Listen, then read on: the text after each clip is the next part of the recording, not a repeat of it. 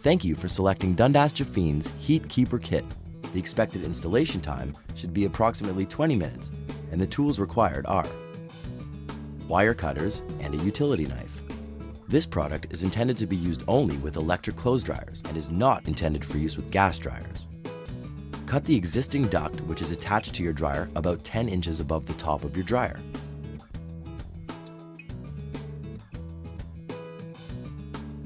Slide the free end of the duct leading outside over the top collar of the heat keeper.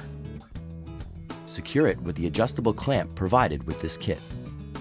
Slide the free end of the remaining duct coming from the dryer over the bottom collar of the heat keeper.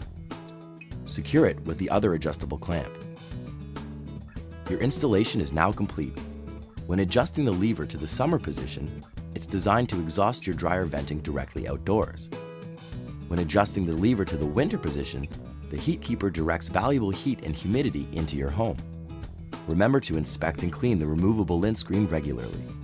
For more information about this product or other Dundas Jafine products, please visit our website at dundasjafine.com.